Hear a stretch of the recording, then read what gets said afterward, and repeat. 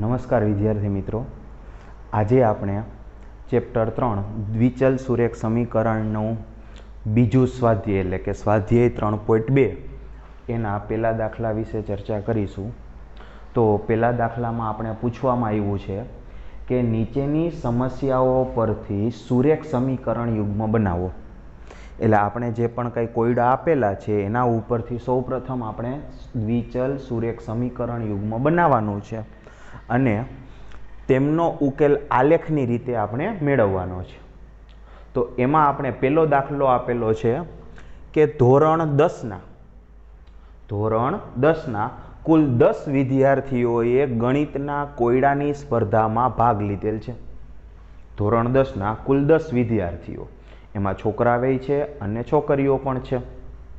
જો ભાગ લેનાર છોકરીઓની સંખ્યા છોકરાઓની સંખ્યા કરતાં 4 વધારે હોય, એટલે કે છોકરીઓ છે એ છોકરાઓ કરતાં 4 વધારે છે અને ટોટલ 10 વિદ્યાર્થીઓ છે, તો કેટલા છોકરાઓએ અને કેટલી છોકરીઓએ કોયડાની સ્પર્ધામાં ભાગ લીધો હોય તે આપણે શોધવાનું છે.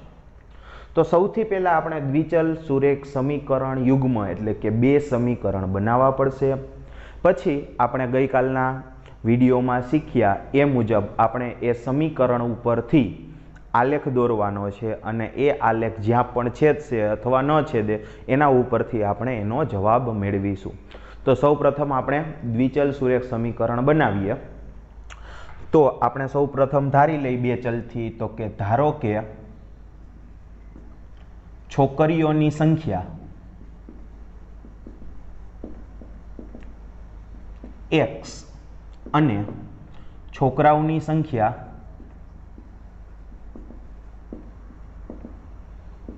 y છે. જો તમે ગમે તે ચલ ધારી શકો છો, ગમે તે ચલનો અર્થ એ થાય તમે xy ધારી શકો, ab ધારી શકો, pq ધારી શકો, કોઈ પણ ચલ તમે લઈ શકો પણ સ્મોલ લેટરમાં. અને બીજું કે મેં અહીંયા ધારેલું છે કે છોકરીઓની સંખ્યા x છે અને છોકરાઓની સંખ્યા y છે, ત્યાં તમે છોકરાઓની સંખ્યા x અને છોકરીઓની સંખ્યા y પણ ધારી શકો. તો આપણે એ રીતે દાખલો ગણવો પડે. અત્યારે આપણે જે ધારેલું છે એ પ્રમાણે આપણે દાખલો શીખીએ. તો કે છોકરીઓની સંખ્યાને આપણે x ધારેલો છે અને છોકરાઓની સંખ્યાને y ધારેલો છે. હવે આપણે સમીકરણ બનાવવા માટેનો પ્રથમ પોઈન્ટનો ઉપયોગ કરીએ. તો એ પ્રથમ પોઈન્ટમાં આપણે શું આપેલું છે, તો કે ધોરણ 10ના કુલ 10 વિદ્યાર્થીઓએ કોયડાની સ્પર્ધામાં ભાગ લીધેલો છે. એટલે આપણે અહીંયા લખીએ કે કુલ વિદ્યાર્થીઓ 10 છે.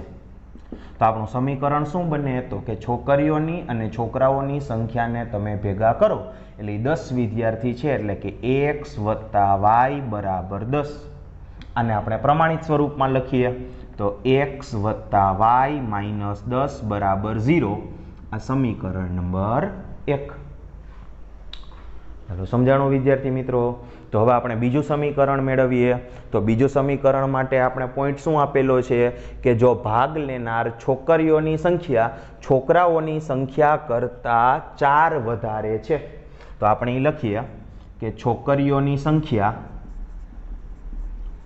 છોકરાઓની સંખ્યા કરતાં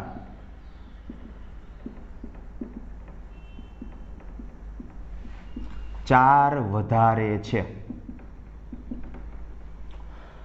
હવે આપણે આના ઉપરથી સમીકરણ બનાવવાનું છે. તો આપણે સમીકરણ બનાવવા માટે પહેલા x અને y નો ઉપયોગ કરીએ. તો કે છોકરીઓની સંખ્યા એટલે કે x અને છોકરાઓની સંખ્યા એટલે y. હવે આ બેયને આપણે સરખાવી દઈએ તો શું થાય, જોજો હજી સમીકરણ બેલેન્સ થયેલું નથી. તો બેલેન્સ કરવા માટે આપણે શું કરવું પડે, બેયની સંખ્યા સરખી નથી, કોઈ વધારે છે ને કોઈ ઓછું છે. તો આપણે જોઈએ કે છોકરીઓની સંખ્યા એટલે કે x એ છોકરાઓની સંખ્યા y કરતાં આ 4 વધારે છે. તો સમીકરણમાં વચ્ચે બરાબરની નિશાની આપણે મૂકેલી છે અને બરાબર કરવા માટે આપણે કા છોકરીઓની સંખ્યા 4 ઓછી કરવી પડે. કેમ, તો કે વધારે છે તો કા આ બાજુ ઘટાડી દો અને કા y ની બાજુ 4 ઉમેરી દો. તો આપણે y ની બાજુ એટલે કે છોકરાઓની સંખ્યામાં 4 ઉમેરી દઈએ તો આપણે બે બાજુ સમતોલ સમીકરણ મળે છે. હવે આને આપણે પ્રમાણિત સ્વરૂપમાં લખીએ તો કે x આ વાયને આપણે આ બાજુ આવવા દઈએ તો -y અને 4ને આ બાજુ આવવા દઈએ તો કે -4 અને એના બરાબર 0. આ આપણે મળી ગયું સમીકરણ નંબર 2. તો આપણે જે રકમ આપી હતી એના ઉપરથી આપણે બે સમીકરણ બનાવી દીધા છે. હવે આપણે શું કરવાનું છે વિદ્યાર્થી મિત્રો, તો કે આ બંને સમીકરણનો ઉપયોગ કરી અને આલેખ દોરવાનો છે. તો આપણે પહેલું સમીકરણ લખીએ તો કે x + y - 10 બરાબર 0 અને બીજું સમીકરણ લખીએ x - y - 4 બરાબર 0. હવે આપણે શું કરવાનું છે આગળના વિડીયોમાં શીખ્યા એ મુજબ, તો કે કરતા બનાવવાના છે કોઈ પણ એક ચલને. તો એક ચલને આપણે કરતા બનાવશું. તો એક ચલને કરતા બનાવવા માટે તમારે કયો ચલ પસંદ કરવાનો, તો કે જેનો સહગુણક 1 હોય એવો ચલ. અહીંયા તો બેયના સહગુણક 1 જ છે, તો તમે ગમે એને કરતા બનાવી શકો. તો આપણે અહીંયા x ને કરતા બનાવીએ તો x બરાબર -10 ને આ બાજુ લઈ જાય તો +10 અને +y ને આ બાજુ લઈ જાય તો -y.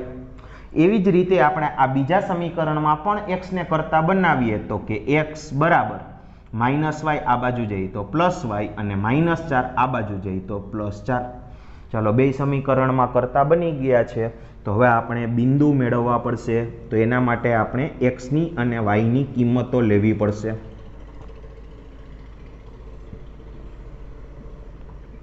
તો સૌથી પહેલા સમીકરણમાં આપણે y ની કિંમત મૂકીએ તો કે જો હું y ની કિંમત 3 મૂકું તો x ની કિંમત મને અહીંયા y ની કિંમત મૂકતા મળી જશે. તો કે 3 મૂકીએ તો કે 10 માંથી 3 જાય તો x ની કિંમત મને 7 મળશે. હું અહીંયા લખું છું. હવે તો કે હવે y ની કિંમત હું અહીંયા 5 લઉં તો એ 5 કિંમત અહીંયા મૂકો તો કે 10 માંથી 5 જાય તો x ની કિંમત આપણે 5 મળશે. હવે એવી જ રીતે આપણે અહીંયા x ના અને y ના મૂલ્ય મેળવીએ બીજા સમીકરણ માટે. તો અહીંયા y ની કિંમત આપણે 2 મૂકીએ તો અહીંયા 2 કિંમત મૂકો તો 2 + 4 એટલે 6 અને અહીંયા y ની કિંમત આપણે 3 મૂકીએ અથવા 4 મૂકી દઈએ તો 4 મૂકો તો 4 + 4 એટલે આપણે y ની કિંમત x ની કિંમત મળશે 8. તો આપણે બંને સમીકરણના આલેખ માટેની કિંમત મળી ગયેલ છે. હવે આપણે શું કરવાનું છે તો કે આપણે સમીકરણનો આલેખ દોરવાનો છે. તો એના માટે પહેલા આપણે આલેખ લઈએ.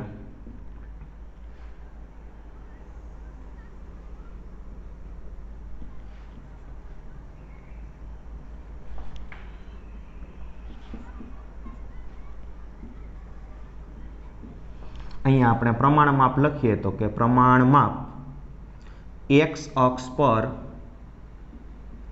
1 સેમી બરાબર અને y અક્ષ પર 1 સેમી બરાબર. તો અહીંયા આપણે શું કરશું તો કે આપણી કિંમતો ખૂબ નાની છે એટલે આપણે બંને અક્ષ પર એક એક વિદ્યાર્થી લઈ શકીએ. તો કે x અક્ષ પર 1 સેમી બરાબર 1 વિદ્યાર્થી અને y અક્ષ પર 1 સેમી બરાબર 1 વિદ્યાર્થી. હવે આપણે ગુણાંક લઈએ તો અહીંથી આપણે ચાલુ કરીએ 1 2 એમાં આપણે કિંમત મૂકતા જઈએ.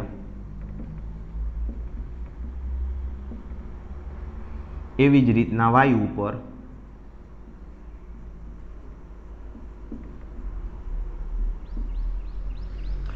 હવે આપણે જે કાંઈ બિંદુ મળેલા છે એ બિંદુનું આપણે નિરૂપણ કરીએ. તો આપણે પહેલા સમીકરણના બિંદુ લઈએ તો કે x ઉપર 7 અને y ઉપર 3. તો આપણે x ઉપર 7 લઈએ અને y ઉપર 3 લઈએ તો આપણે પેલું આ બિંદુ મળ્યું 7 3. ચાલો બીજું બિંદુ લઈએ 5 5. x ઉપર પણ 5 અને y ઉપર પણ 5. આ બિંદુનું આપણે નિરૂપણ કરી દઈએ 5 5 અને આને જોડતી આપણે રેખા દોરી દઈએ છીએ અને આ રેખા ઉપર એનું સમીકરણ લખી નાખીએ કે x + y - 10 બરાબર 0. હવે આપણે બીજી રેખા લઈએ એટલે કે બીજા સમીકરણની રેખા લઈએ તો એમાં x ની કિંમત છે 6 અને y ની કિંમત છે 2.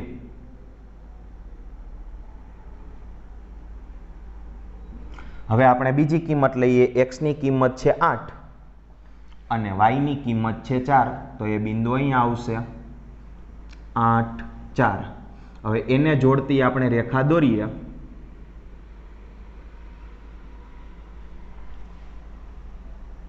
અને એ રેખાને આપણે સમીકરણ દ્વારા દર્શાવી દઈએ x માઇનસ વાય માઇનસ 4 બરાબર 0. તો આપણે જોઈ શકીએ છીએ આલેખ ઉપરથી કે આ બંને રેખાઓ પરસ્પર 7 3 બિંદુમાં છેદે છે. તો આપણે લખીએ કે આ સમીકરણ યુગ્મની રેખા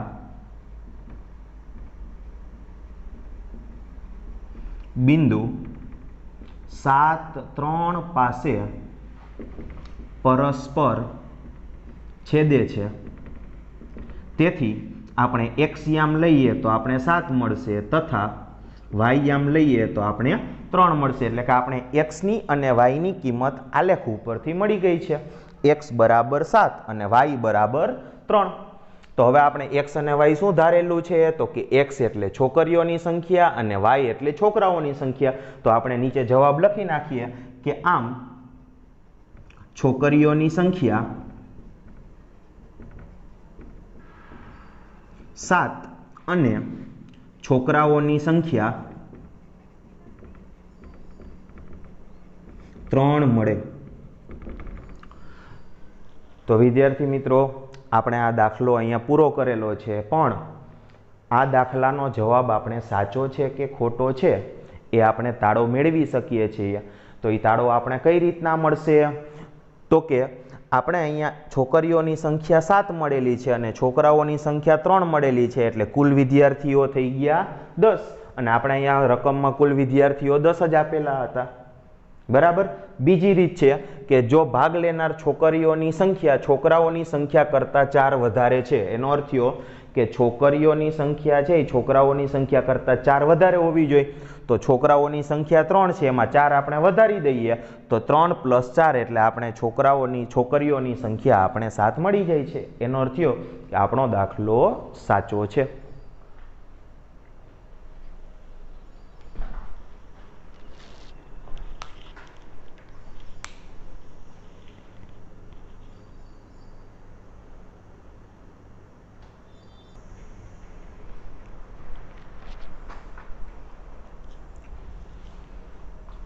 તો વિદ્યાર્થી મિત્રો, પહેલા દાખલાની ગણતરી કર્યા પછી આપણે બીજો દાખલો લઈએ.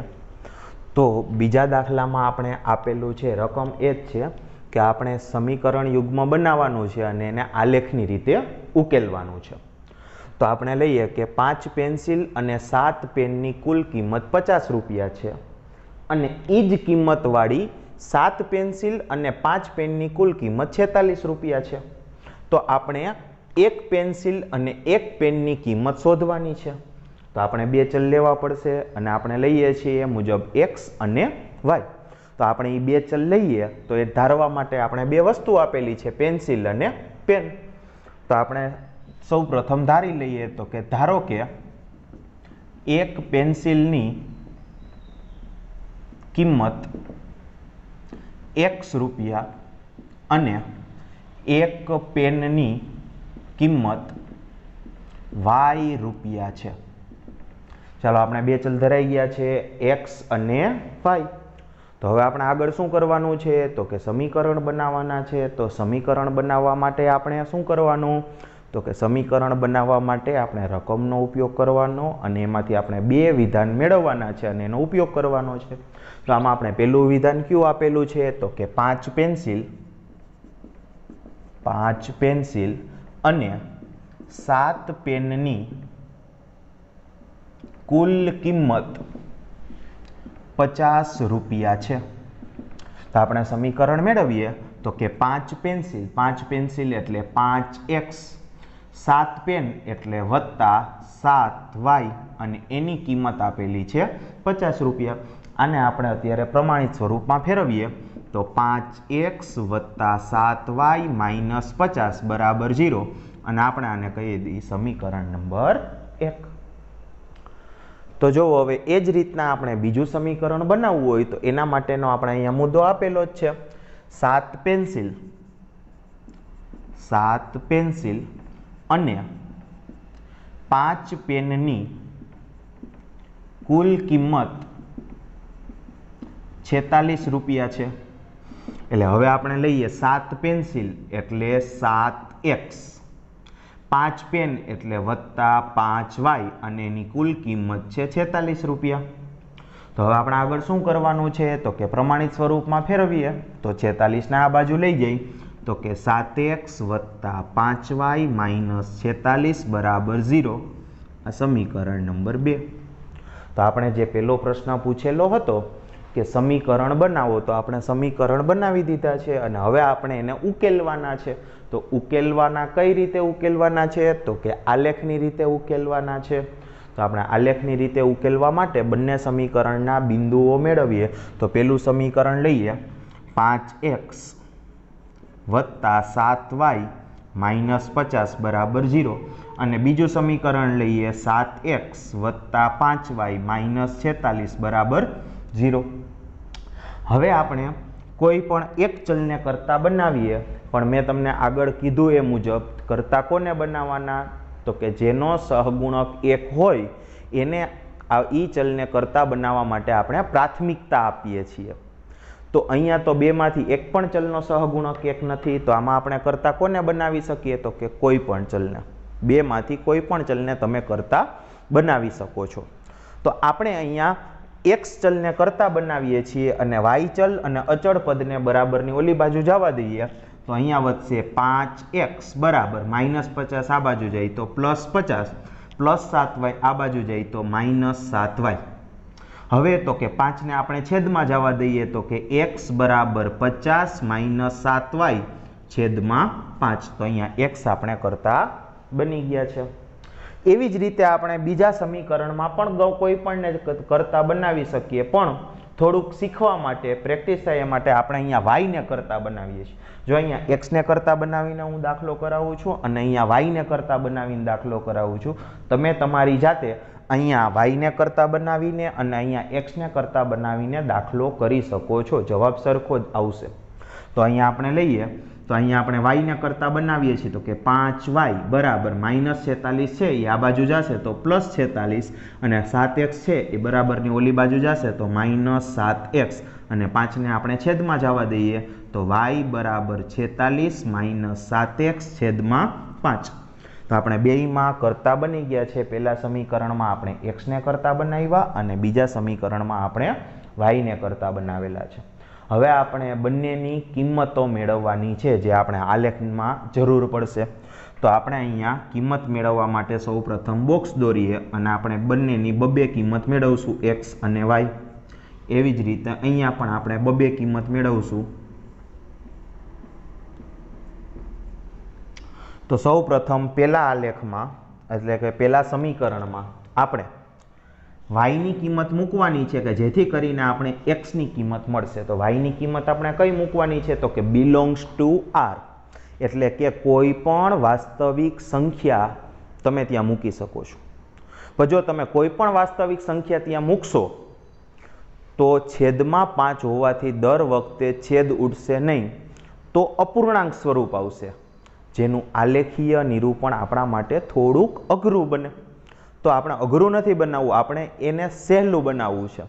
તો આપણે કેવી કિંમત વિચારવાની તો કે જેથી છેદ ઉડી જતા હોવા જોઈએ. ઉદાહરણ તરીકે સૌથી પહેલા હું y ની કિંમત જો 0 મૂકું, y ની કિંમત હું 0 મૂકીને પહેલા આપણે આપણા મનમાં ગણતરી કરવાની છે. સીધી કિંમત અહીંયા હું નથી લખી નાખતો. તો કે જો હું y ની કિંમત અહીંયા 0 મૂકું તો કે y નો 7 નો 0 હારે ગુણાકાર એટલે 0, 50 માંથી 0 જશે એટલે 50 વધશે અને 50 ના છેદમાં 5 એટલે આપણે x ની કિંમત મળશે 10.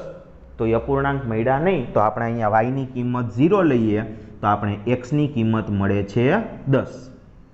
હવે આપણે y ની કિંમત 1 વિચારીએ તો કે અહીંયા y ની જગ્યાએ 1 મૂકો તો 7 × 7 અને 50 માંથી 7 જશે તો 43 વધશે અને 43 5 વડે વિભાજ્ય નથી. તો એ અપૂર્ણાંકમાં જવાબ આવે તો એક કિંમત લેવાય નહીં. એવી જ રીતે 2, 3, 4 એવી કિંમત આપણે વિચારી લઈએ પણ આપણે સીધી ખબર પડી જાય છે કે અહીંયા 5 નો ગુણાંક આપણે 5 વડે ભાગાકાર કરવાનો છે. તો અહીંયા y ની કિંમત આપણે 5 ના ગુણાંકમાં લઈએ તો આપણે સરળતા રહીએ. તો અહીંયા y ની જગ્યાએ આપણે જો 5 મૂકીએ તો 5 × 7 એટલે 35. આપણે y ની કિંમત લઈએ છીએ 5. 7 × 5 એટલે 35. 50 માંથી 35 આપણે બાદ કરીએ તો આપણે વધશે 15 અને 15 ના છેદમાં 5 એટલે આપણે x ની કિંમત મળશે 3. સમજાણું વિદ્યાર્થી મિત્રો? જો પાછું કહું છું, કિંમતો એવી લેવાની છે કે જેથી અપૂર્ણાંક સ્વરૂપ ન આવે તો આપણે આ લેખમાં એ રીતના અપૂર્ણાંક મૂલ્ય મૂકવા પડશે, જે થોડાક અઘરા પડે. આ સહેલું બની જાય છે. તો અહીંયા આપણે એવી જ કિંમતો એક્સની વિચારશું કે જેથી કરીને છેદ ઉડી જાય અને આપણા માટે મૂલ્ય ઓછું થઈ જાય. તો આપણે એટલું વિચારી શકીએ કે 46 ને આપણે જો છેદ ઉડાડવા હોય 5 આરે તો એમાં કાં 4 ઉમેરવા પડે, કાં 14 ઉમેરવા પડે, બાદ કરવામાં 6 બાદ કરવા પડે, જેથી કરીને 40, 45, 50, 60 એવા આંકડાઓ આવે કે જેથી 5ના છેદ તેની સાથે ઉડી જાય. તો આપણે જો એક્સની કિંમત 0 લઈએ તો આપણે શરૂઆત કરીએ 0 થી કિંમત લેવાની. તો 0 મૂકીએ તો 46 માંથી 0 જાય તો 46 અને 46 5 વડે વિભાજ્ય નથી. જો એક કિંમત મૂકીએ 7 એકુ 7, 46 માંથી આપણે 7 બાદ કરીએ તો પણ એ વિભાજ્ય આવશે નહીં. હવે બે મૂલ્ય લઈએ. x નું મૂલ્ય આપણે કેટલું લઈએ છીએ? 2. 7 ગુણ્યા 2 એટલે 14. જો તમે 46 માંથી 14 બાદ કરો તો પણ એ 5 વડે વિભાજ્ય મળશે નહીં. હવે આપણે x નું મૂલ્ય લઈએ છીએ 3. x નું મૂલ્ય 3 લ્યો તો 7 ગુણ્યા 3 એટલે 21 અને 46 માંથી જ્યારે આપણે 21 બાદ કરીએ તો આપણે મૂલ્ય મળે છે 25. એટલે કે આપણે x ની કિંમત 3 લઈએ. પાછું સમજાવું છું, x ની કિંમત આપણે 3 લઈએ, 7 ની સાથે 3 નો ગુણાકાર કરો એટલે આપણે મળશે 21. 46 માંથી આપણે 21 બાદ કરીએ તો આપણે મળશે 25 અને 25 5 વડે વિભાજ્ય છે તો y નું મૂલ્ય આપણે મળશે 5. બરાબર વિદ્યાર્થી મિત્રો? અને હજી આપણે આગળ બીજી કિંમત તો લેવી પડશે. હવે આપણે x ની જગ્યાએ 4 લઈએ તો 7 ચોક 28 તો પણ નહીં થાય. 5 લઈએ, 6 લઈએ, 7 લઈએ. એવી રીતે તમે કોઈ પણ મૂલ્ય લઈ શકો છો કે જેથી કરીને આપણે અહીંયા છેદ ઉડી જઈએ તો આપણે અહીંયા x ની એવી જ કિંમત લેવાની છે. ભલે આપણે ઋણ સંખ્યામાં જવું પડે, ઋણ સંખ્યા લેવામાં પણ કોઈ વાંધો નથી. ઉદાહરણ આપું છું. દાખલા તરીકે આપણે x ની કિંમત -1 લઈએ તો y નો -7 નો -1 સાથે ગુણાકાર કરો એટલે +7 મળે અને 46 માં આપણે +7 ઉમેરીએ તો આપણે કિંમત મળશે 46 + 7 એટલે 52. સોરી 53. 53 5 વડે વિભાજ્ય નથી. જો આપણે x ની કિંમત -2 લઈએ તો પણ ચાલશે, પણ આપણે માઇનસની કિંમત બહુ લેતા નથી. કેમ તો કે આપણો આલેખ છે એ બને ત્યાં સુધી આપણે પ્રથમ ચરણમાં રાખીએ છીએ. તો આપણે જે y x ની કિંમત લેવાની હતી એ આપણે હવે વધારે લઈએ. તો કે x ની કિંમત આપણે 8 લઈએ તો 8 નો 7 સાથે ગુણાકાર કરો તો કે 8 ગુણ્યા 7 એટલે 56. 46 માંથી આપણે જ્યારે 56 બાદ કરશું તો આપણે મળશે -10 અને -10 નો આપણે 5 વડે ભાગાકાર કરીએ તો y ની કિંમત મળશે -2. સમજાણો વિદ્યાર્થી મિત્રો? જો અહીંયા અમે ધન કિંમત લીધી છતાં પણ આપણે y ની કિંમત ઋણ મળેલી છે. જો આપણે અહીંયા ઋણ કિંમત લઈએ તો પણ અહીંયા ધન કિંમત મળી શકે. એવું કોઈ જરૂરી નથી કે ધન મૂલ્ય મૂકતા ધન મૂલ્ય જ મળશે. હવે આપણે આ કિંમતોને આલેખ ઉપર દર્શાવવાની છે. તો આપણે આલેખ દોરીએ.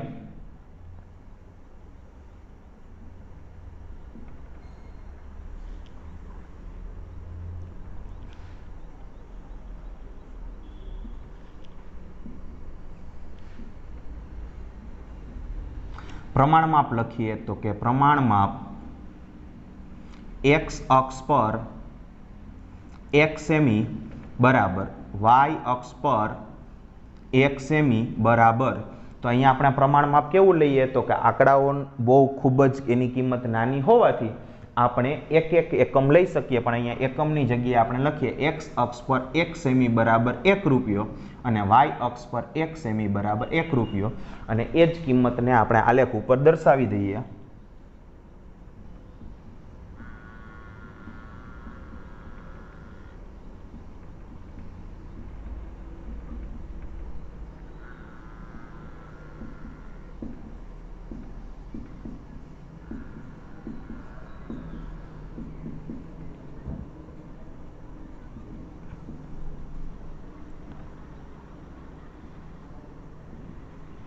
ચાલો તો હવે આપણે કિંમતો મૂકીએ અને આલેખ દોરવાની શરૂઆત કરીએ. તો આપણે પહેલા સમીકરણની કિંમત મૂકીએ.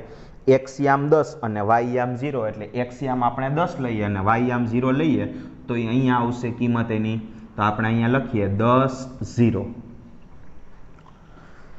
બરાબર વિદ્યાર્થી મિત્રો, યાદ રાખજો આપણે 9મા ધોરણમાં શીખી જ ગયા છીએ કે આપણે કોઈ પણ યામને દર્શાવવા માટે જો આપેલા બિંદુનો x યામ શૂન્ય હોય તો તે બિંદુ y અક્ષ ઉપર હોય અને જો y યામ શૂન્ય હોય તો તે બિંદુ x અક્ષ ઉપર હોય.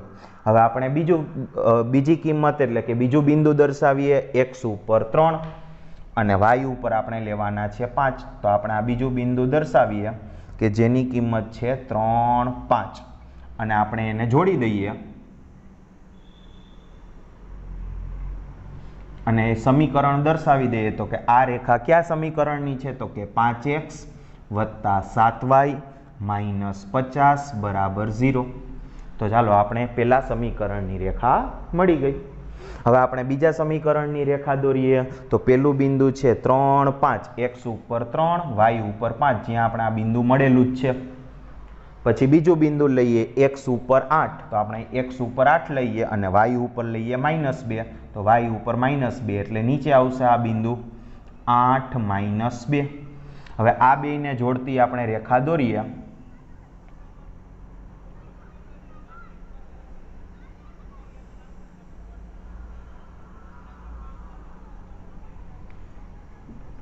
તો આ જે રેખા આપણે દોરેલી છે એ જે સમીકરણની છે એ સમીકરણ આપણે દર્શાવી દઈએ.